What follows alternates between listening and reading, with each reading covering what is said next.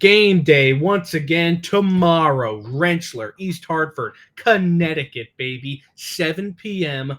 under the lights. First game Syracuse is going to play outdoors all season long. It's not going to matter. This should be a win for SU. We're going to talk about it, give our predictions. It's on Locked On Syracuse. It's right now. Locked On Syracuse, your daily podcast on the Syracuse Orange. Part of the Locked On Podcast Network. Your team every day.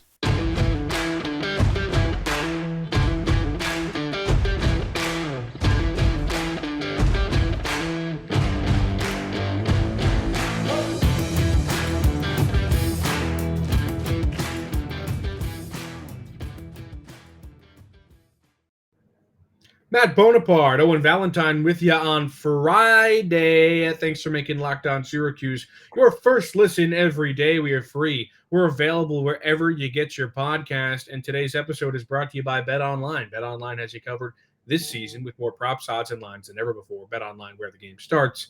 Also, you can email us or tweet at us. Our email is losyracuse44@gmail.com. And go follow us on Twitter, tweet at us, DM us, whatever you want to do, at LO_Syracuse on Twitter. Show us your thoughts, questions, feelings. We want to hear them all regarding Syracuse. Okay, let's talk about it. Syracuse, UConn tomorrow night at Rentschler Field, 7 p.m. Very exciting. 50-50 chance on whether or not I go. We don't know yet. But this is a game Syracuse is most likely going to win. Everybody coming into this year saw the schedule and said, okay, there's two games that I think Syracuse wins, and I can't say they win any of the other ones. And those games were UConn and Wagner. Now, after week one, of course, our feelings have changed a little bit, but this UConn team won one game last season. Wagner won 0, so it was the classic phrase of Syracuse is playing two of their non-con games against teams that are combined for one win as of last year. UConn, though, now coached by Jim Mora, who of course coached UCLA not too long ago, as recently as 2017, which is pretty crazy if you ask me. He's coming on from coast to coast. Mora trying to coach up UConn now. And this is not last year's UConn team. They lose week one to Utah State, who then got blown out by Alabama 55-0. But what do you want? And then they won a game against Central Connecticut State 28-3. I don't know how much you take from that game, as Central Connecticut State isn't exactly a dog. But hey, UConn still has some talent on this team, and it starts at running back. Nate Carter has been fantastic so far this season for the Huskies. In game one, like that Utah State game I mentioned, 290 yards, didn't get into the end zone, but still nearly 200 yards in his first game of the year. And then last week against Central Connecticut State, 123 yards and a touchdown on the ground. So that's probably where Syracuse is going to key in on the Husky offense. I think you have to, and you're going to have to lock down that run game because it's come so simply to UConn this year. They really have just sort of had their fill on the ground, even in a game that they lose. You talk about Nathan Carter just getting his fill, yard after yard after yard after yard, solid carry after solid carries, averaging 7.3 yards per carry through 2 games. He's been outstanding. And he really he hits gaps, and he's got that burst speed a little bit. And I like what I saw in the videos that I've seen of him so far. You're going to have to lock up the running game because that is UConn's. I don't even know if I can say their bread and butter at this point, but that is just what they're going to do. It's all they got. Yeah, it's that or the pass game has been weak. So it's going to be. They're going to have to run the ball if they want to be competitive, and they're going to have to be able to run the ball, I would assume, at a really impressive clip in order to be in this game. And that goes to Nathan Carter. And, he's proven himself so far, but it hasn't really been in games that are all too significant. So we'll see what happens. And I think this weekend, says a lot about a lot, but I think if you're a UConn fan, we talk about how for Syracuse, you want to see, Garrett Schrader do it again. And can he be that consistent? I think this is sort of that similar litmus test even more so for UConn than this week is in terms of our Garrett Schrader confidence. This is sort of that litmus test for Nathan Carter. Like, is he really that good, or did he just sort of have a good 2 games against 2, weaker teams? As you were saying, Central Connecticut is by no means a dog, but when you look in and They're you playing a see and you go schedule as for, if they are, though, which is crazy. yeah. So I like that this is sort of Syracuse's chance to say, yeah. You've got this great running Cupcake back. game. First of all, we've got our great running back in Sean Tucker, but we also can shut yours down. And that would be sort of that statement that Syracuse could make that would say, hey, Nate Carter, you're not Sean Tucker. Yeah. And you mentioned the passing game not really being there. It was for about 2 pass attempts in game 1, but Taquan Roberson, who spent 3 years at Penn State prior to transferring to UConn this past offseason, tore his ACL early on, which is brutal. And you don't want to see that happen to any athlete. So very sorry to Taquan. Hopefully he has a speedy recovery. But the next man up is Zion Turner for UConn, who is a freshman. He threw 53 passes in 2 games thus far, only completed 26 of them, 3 touchdowns, 3 picks. I don't know if I'm exactly scared of this guy. He also isn't much of a rusher. He ran for 28 yards. So I don't know what crazy weapons he has, if any, but he is the man that will be under center likely against Syracuse. They did try out another guy. They've already thrown 3 quarterbacks this season, which is not exactly what you want. Cale Millen, who has also played in both games, but to a much less extent. I assume and I believe we will see Zion Turner. The other crazy part about the pass attack, we say it's not there, but they do throw the ball a ton. Yeah. They have 11 guys who have caught a pass this season, which is the stat you told me before this, which just kind of blows my mind. Syracuse, like you said, are also before the pod, only has 7. So it's a difference of a game. But 11 guys have caught a pass for UConn. Like, I didn't know they had 11 guys who could catch a pass. And I think that says a lot in my mind about this passing game and about UConn. I think similarly to Syracuse in a way, they don't really know what the identity of this receiving core is. And I think that's where you're getting 11 guys have caught a pass. You've got 2 guys that have caught 5 passes and a guy that's caught 4 passes. So Aaron Turner and Clevins Cursius. You're the UConn guy, I guess, in terms of you living there. But they've got 2 guys with 5 catches in 2 games. I'll try to find out. And it's really, the bulk of these receivers. You look at this list, 1, 2, 3, 6 guys with 2 or fewer catches in that 11. So they don't really have, a target. And that's something we said out of Syracuse that we'd like to see is someone sort of emerge as a number 1 or be the target that confidently you can throw the ball up there and they can catch it. I think UConn is really, really dealing with that. And even worse for them is they have to deal with that with option 2 at quarterback who, you're as a freshman, you're not expecting, especially coming in behind a Penn State transfer, you're not expecting to be, taking 53 pass attempts or making 53 pass attempts through 2 games by any means. I think he would have been pretty pleased if he threw 5 or 6 passes in a game where UConn gets up by a score or 2 or a couple of scores late. So to have him come in and be put in this spot is tough. And on top of that, you don't really have, the receiving options that you might be looking for. So it's sort of that perfect storm if you're looking at this through Syracuse's eyes of, hey, you've got a team that throws the ball a good amount, but really doesn't throw the ball all too well. It's a good opportunity to maybe snag an interception or a turnover, or really just to solidify, hey, look at what these defensive backs can do in terms of locking up an offense. And I think these are receivers that these defensive backs could have a field day with. You got like 99% of his name right, by the way. It's Kevin's Clarcius. Did I read it as an I? No, you said Clarcius. It's Clarcius. But you got 99.9% right. So you should be proud of not okay. that one. It's okay. Okay, let's take a quick break. On the other side, I'll tell you about the last time Syracuse and UConn played each other. But first, betonline.net is your number one source for all your pro and college football betting needs and sports info this season. Find all of the latest football league developments, game matchups, news, and podcasts, including this year's opening week's games. BetOnline is also your continued source for all your sporting wagering information, including live betting, esports, and scores. The fastest and easiest way to check in on all your favorite sports and events, including Major League Baseball, mixed martial arts, boxing, and golf.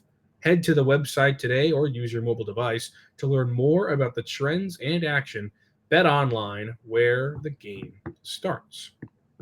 Matt Bonaparte, Owen Valentine here with you on the Locked On Syracuse podcast. I went 3-2 betting last weekend for what it's worth. Proud of you. That's good. You might have to Ended up. become our betting advisor on this podcast. They had DeBundo's digits last year. Maybe we'll have like Valentine's. I don't know, another V word that has to do with numbers. We'll figure that out. That's down the road.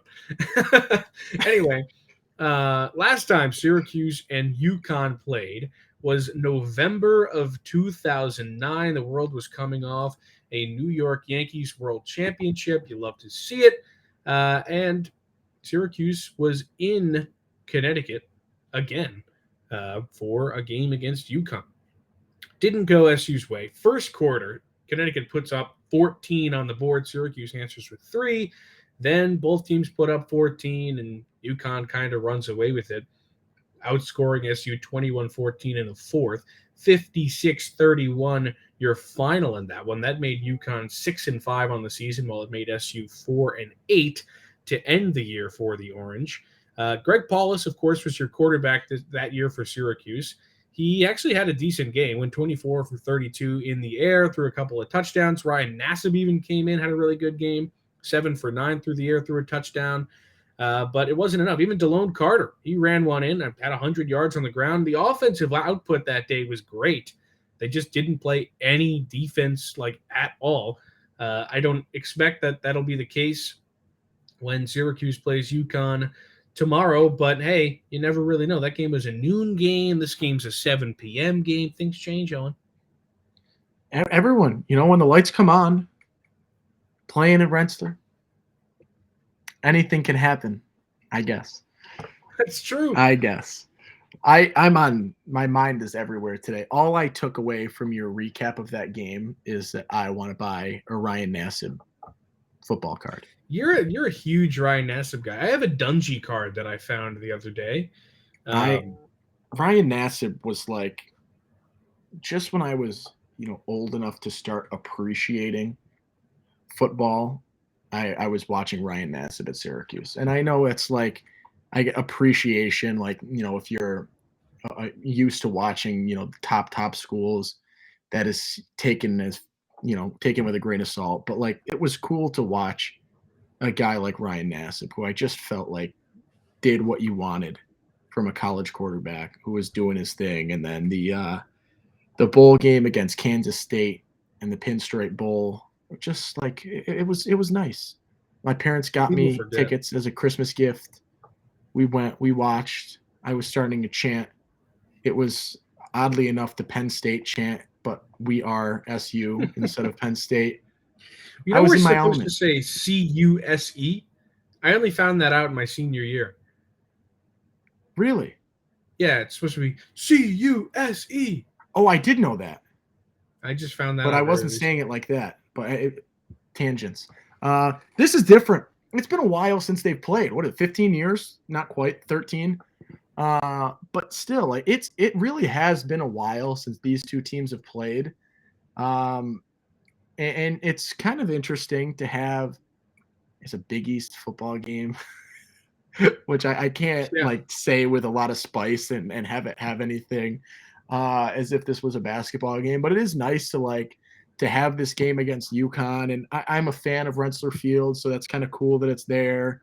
And just to play on the road there, which I guess you can come after me because like, why is Syracuse playing a road game at UConn? It doesn't make a lot of sense. I don't know But why it's happening. it's kind of cool, I guess, in a way. But I'm excited for this game as an opportunity. And I think there's a chance that, especially in Vegas's mind, Syracuse puts up that margin of victory that they might have fallen almost exactly 13 years ago in 2009. Okay, so let's talk about how we think Syracuse is going to get to that margin of victory because, I mean, I don't see Syracuse having a chance at losing this game. I think if they did, I actually would be so curious as to what that reaction would be like if Syracuse lost this game. It would be so crazy. It would be crazy. No one would know how to feel. Everyone would be like, "What? Doesn't make any sense." I'll tell you where people we're going to wouldn't look be. back on this podcast and we're going to be like, "Wow, we kind of called it." But hey, people will not be at the Dome week 3. That game, I'll tell you that. Well, that's likely not going to happen. So for me, this game, I think I'm going to do a thing I would like to see. Even though we did a whole episode on that yesterday, I thought about another one, but it's kind of similar to the one yesterday we did. And then I'm going to do my key to the game. The thing I'd like to see is the backups get some playing time. Like, I want to see LaQuint Allen take some snaps and like really see what he can do, because this is one of those games, and Wagner is too. Maybe Wagner's even a better opportunity for this in the Dome and everything, to really let your young guys play and see what you've got in LaQuint Allen, Jawan Price, and see what you have in Umari Hatcher. Like, let him play a little bit.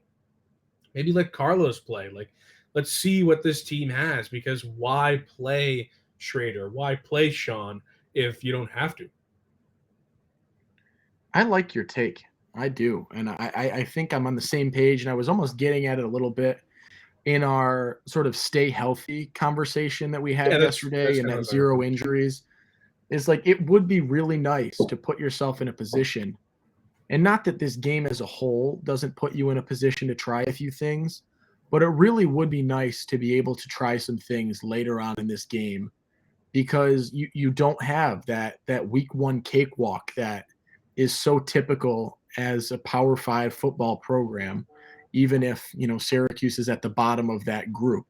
It is not what you're used to, right? You're supposed to sort of have that first week gimme almost. And to say that is not, weird by any means in my mind. I just think, like, you think so much in the growth that happens and the changes and the improvements that happen. And I think Dino's even talked about this in his press conferences, is that week 1 to week 2 improvements is the biggest improvement gap that you can see as a team.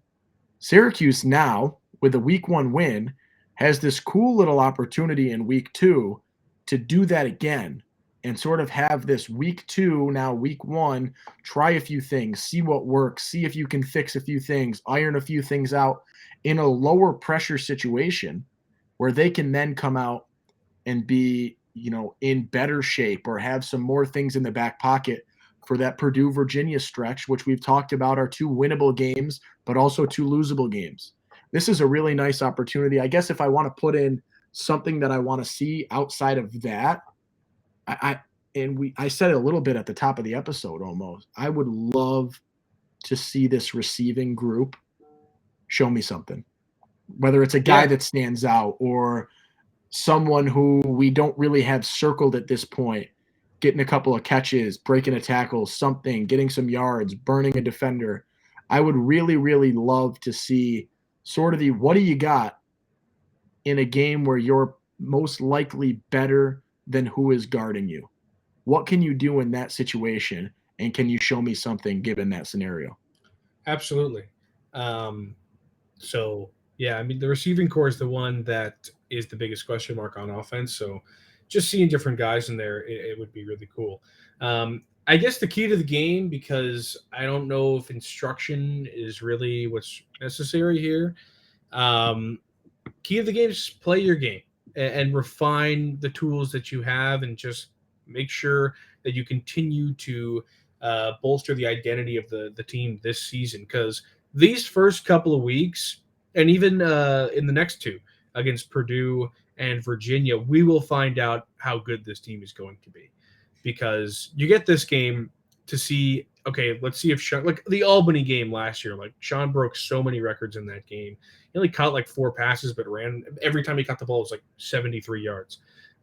So this is one of those games where it's just like, okay, like let them run and see what they can do.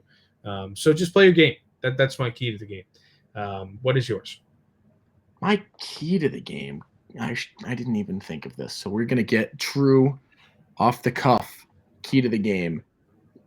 I think my key is going to be, because I'm not giving a key that's like you're going to lose this game if you don't do that. My key for me, and I guess this is also another I'd like to see, I think the number I have in my head is 14. And that is like my key for this to be a really successful game would be Syracuse keeping UConn to less than 14. This is not an equal to or less than. I like it. This is just a less than. I want less than 2 touchdowns. And if they do score the second touchdown, block the extra point, because I don't want them to get to 14. Okay. I think that would be sort of my key to walk out of this saying, yeah, they came in, they did their job, and they walked out of there with a dominant performance. And I think 14 is that number that I really think so. You're playing a UConn team with some question marks and what looks like, even though it's not against incredible defenses, a pretty solid running back. You know, maybe you let up a drive that they score a touchdown. I don't think asking for a 0 is ever realistic. But I think you can ask for Syracuse to hold UConn to 10 or 7. You just did it with Louisville. You got to assume, right, that, you know, UConn's offense isn't as good, even though we had some issues with Louisville's offense as a whole. I just think that number is really comfortable for me, and I walk into week 3, if they stay under that threshold, really, really confident in this defense, even though it's against a Louisville offense we're not too sure about, and a UConn offense. I think if you stay at 14 or below, or less than 14, not 14 or below, less than 14, I'm really confident in this defense on all facets if that number is the case. What's funny about that is I was thinking to myself before you even started your key that my prediction, my score prediction would be under 14. Like I was like, yeah, either 10 or 13, but they're not going above 13. you're gonna hate my score prediction because it's okay. Kind of funny. Well, hit me with it. What is it? I'm keyed in on a margin of victory of 24 points. Okay. Every time I think this through, I see 24 being that number, and that might be significant to some. Valentine's the line currently values. Sits at 23. Huh? I just thought of it. Valentine's values. Oh, all right. Bang. Valentine's values. Sorry. We're recording this Thursday afternoon. My bet tonight, I don't have either team in the first NFL game, but I have Josh Allen first touchdown. So call me out tomorrow morning when you listen to this podcast, because it's got some juice to it. Hey, what is your prediction? I apologize. My margin of victory has been 24, and God, 24 points, better than. Doing math now, folks. I know. I'm gonna say 38-14. 30? What? 14? I thought I had to go under 14. I said I would love to see it happen. My prediction, I got to go with where the heart is. I got to go where I think it is.